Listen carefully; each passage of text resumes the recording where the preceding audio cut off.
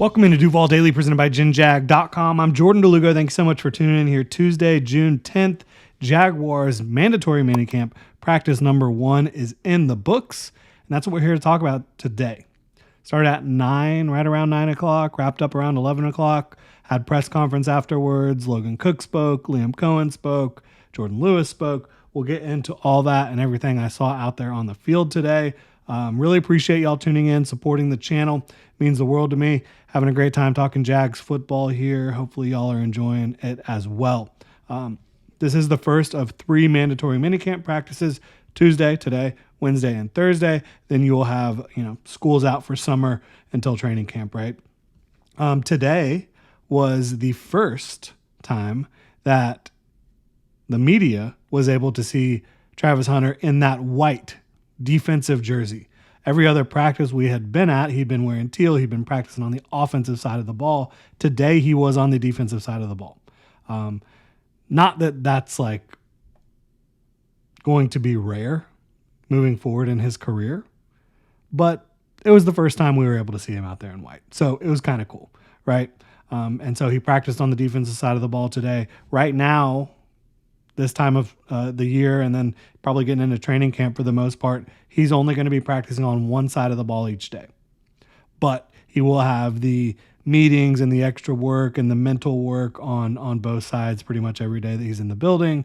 It's just going to be, when it comes to like the physical actual practice, he's only going to be playing on one side of the ball. Today it was defense. You had red zone to start the team period of practice, and Liam Cohen, the main thing he said after practice to me was they're really trying to up the level of competition here a little bit this week, not to where it's like full contact pads, anything like that. They're not wearing pads out there. They're not really hitting, but upping the level of competition a little bit, and then also getting kind of into a routine and schedule to get ready for training camp. And training camp, it's a grind. It is absolutely a grind. So this week is to kind of prepare them for that and up the level of competition a little bit from what you had in OTAs.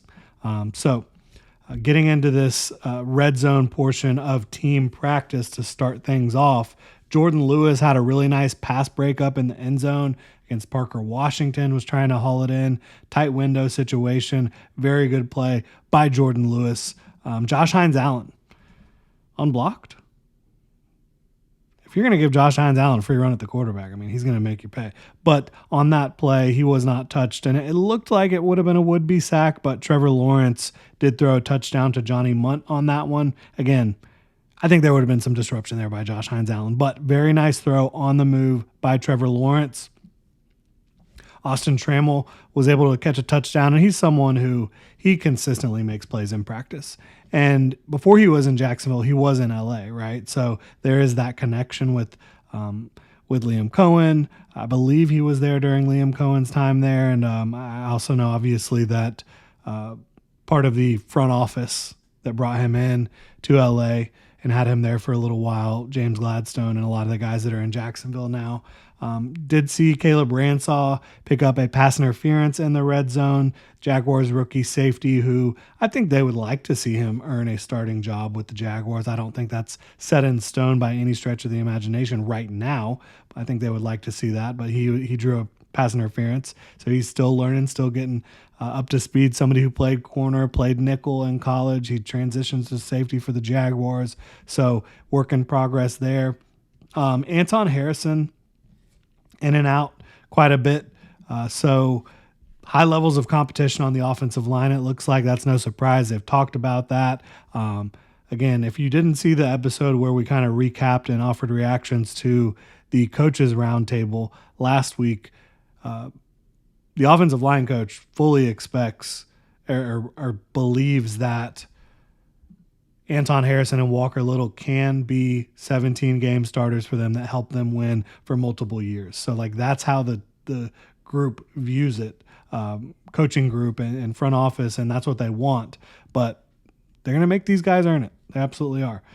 Christian Braswell had a nice interception in the end zone, and that kind of goes back to last year. You saw a lot of Christian Braswell making impressive plays. He's done that a good bit throughout his career when he's been healthy, and I see the focus is coming in and out of the camera here. So we're going to turn a light on. I'll be right back. Should help. Pardon the interruption there. Christian Braswell, when healthy, he's been somebody who's made a lot of plays in practice throughout the last couple of years, but he's dealt with injuries throughout his young career. So somebody to keep an eye on, trying to fight for a roster spot. Another player who made some plays today, somebody who you don't get a lot of news on, Justin Herbert's little brother, Patrick Herbert, the tight end who the Jaguars brought in as an undrafted free agent. He's a talented guy now, and he caught a touchdown pass, also had another catch in the team portion of practice. So somebody who shining a little bit as the competition raises up here, and a guy who, very talented, dealt with injuries during his college career, ended up not being as productive, not being the featured guy. Terrence Ferguson kind of took over that role at Oregon. But overall, I think that he had a very nice day for himself here today. And he's going to be fighting for a roster spot. Not going to be easy to make this team at tight end as a young player. There's no question about that. When you look at having Brenton Strange, who Liam Cohen spoke very highly of today, when you look at having Johnny Munt, Hunter Long, these guys, and you also bring in Quentin Morris, who's a veteran. So he's got his work cut out for him, but we'll see how he continues to progress. Patrick Herbert, Justin Herbert's little brother. You then had another team portion of practice, 11-on-11 periods that were more in the middle of the field. Jordan Lewis had a sack. He's been very active in the backfield, we'll say. I think the star of the day on the defensive side of the ball was definitely Trayvon Walker. There's other guys who played well. But to me, Trayvon Walker, he was getting pressure on both sides of the line of scrimmage, up the middle, all over the place, constantly wreaking havoc. I mean, he was the most disruptive player that I think we have seen in a practice on the defensive side of the ball so far this offseason. Again, OTAs, not super high level of competition. Mandatory minicamp, again, no pads. Liam Cohen talked about how if he was an offensive lineman, he thinks that, this portion of the offseason would be a little bit frustrating and irritating because you can't really get as physical as you want to. There's no pads.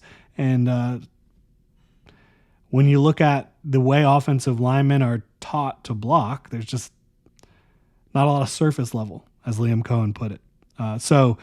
Still, Trayvon Walker had a tremendous day, and that's exactly what you want to see from him going into year number 4. Somebody who still gets a lot of unfair criticism, really good player. I think he and Josh Hines-Allen have every chance to be the most productive duo in football this year from a sack perspective.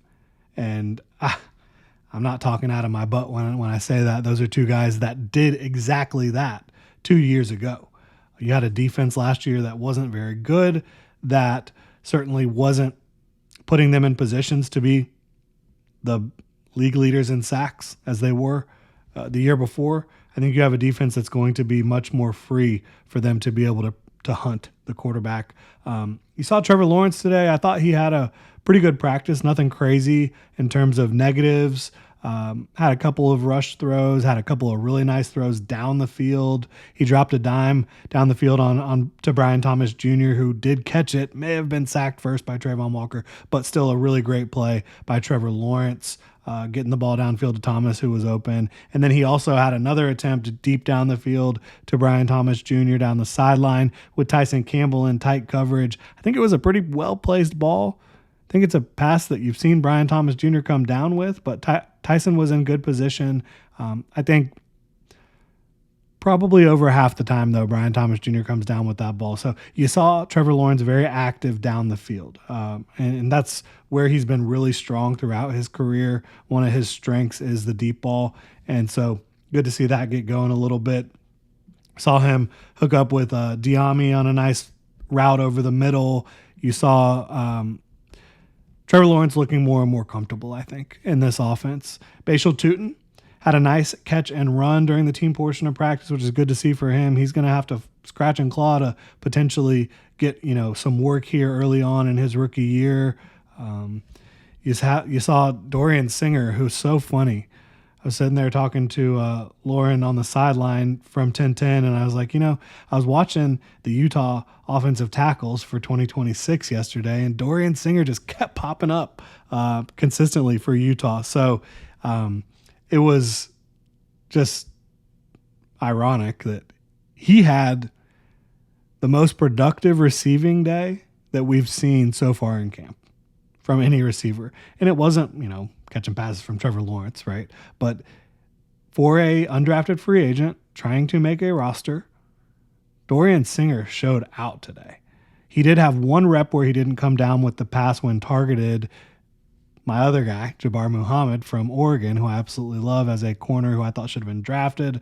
He was in tight coverage on Singer. But outside of that, Dorian Singer was consistently creating a lot of separation against the defenders. He was coming down with everything thrown his way. I think he caught 5 passes out of 6 targets today. And one of them was a touchdown where he was wide open. It wasn't like a busted coverage. It was just he created that much separation against his man. So it was really impressive to see him today having a good day, and just kind of ironic after watching those Utah offensive tackles. Cam Little had 1 miss in the team portion of practice today. Nothing to write home about. Obviously, he was 4 of 5 in team. He's usually going to be very close or perfect, right? So Cam Little with a good one today. Obviously, 4 of 5 isn't his best, but when you only have 5 opportunities, nailing 4 of them in practice, no big deal. Tyson Campbell, as I mentioned, he and Brian Thomas Jr. were really going back and forth today, and I thought that was a really impressive battle. Brian Thomas Jr., clearly one of the best young receivers in football. Tyson Campbell, when he's at his best, has performed as a top 10, top 15 corner in the league, and I think he can be that again, if he's able to stay healthy. But he was very competitive today. I thought that Josh Cephas has been a little up and down at times, but he was able to haul in a touchdown grab, pretty deep pass, so it was good to see him be able to make that play, somebody trying to compete for the roster. And then I thought Antonio Johnson made a few nice plays from the safety spot today. Definitely brought some physicality on one play. I don't know if that was what they're looking for out there, but yeah, he got a nice lick on one of the receivers. But he had a really good day. I thought that, he's always had the physical talent to be a starting caliber player. You saw during his rookie year, he was playing a lot of big nickel, like run defense nickel, and did a good job in that regard. Safety, I think, was a little bit tougher last year, playing like a true safety spot. Maybe somebody who, if he can, really lock in and focus, can find himself or have himself a career where he can stick in the league for a long time. We'll end up seeing how that plays out. But again, I mentioned Logan Cook spoke. He was the highest paid punter for a few hours in the NFL, right? He got 4 years, $16 million extension from the Jaguars yesterday, but the Seahawks came in this morning and gave Michael Dixon just a little bit more than Logan Cook. I would argue Logan Cook's a better player. He spoke after practice, and he's very happy to be here, thankful to be here, loves Jacksonville, loves the organization, loves working with Cam Little and Ross Matisick and Heath Farwell. The Jaguars, kind of big 4 special team guys all retained when you talk about the coach and the top 3 specialists. But he also spoke about where he wants to improve, and he feels like everybody's going to have a bad play, right? That happens. But he feels like he had a bad game last year against the Las Vegas Raiders, and he wants to eliminate having a bad game. He cannot have a game where he just can't get the job done at a high level. And I don't remember that game specifically off the top of my head, but he internally felt like he was not getting the job done the whole day that day. And he's trying to be able to eliminate that type of game. And you've seen that throughout the years with different punters where it can be mental and you can have a difficult day. He wants to eliminate that. So that's what he's aiming to improve on heading into his year 30 season. And one of the best in the business. There's no doubt about it. One of the best ever. Jordan Lewis also spoke, and I thought the main thing that he said that was, besides hyping up Anthony Campanile, which everybody does, he talked about when he was a young guy, nobody really no corners, older veteran guys like took him under their wing, and he's trying to do that with Travis Hunter, with Jarian Jones, and really showing them the ropes and helping them, providing any nuggets he can, and just being the guy that he wishes he had. And so I think that's really cool. Love to hear that from Jordan Lewis, who important addition this offseason. I really think he was in more ways than one for the Jaguars secondary. So really appreciate y'all tuning in. That'll do it here for Mandatory Minicamp Day 1 recap. We will be back out there tomorrow and Thursday. Y'all hit that like and subscribe button for me. Have a good one.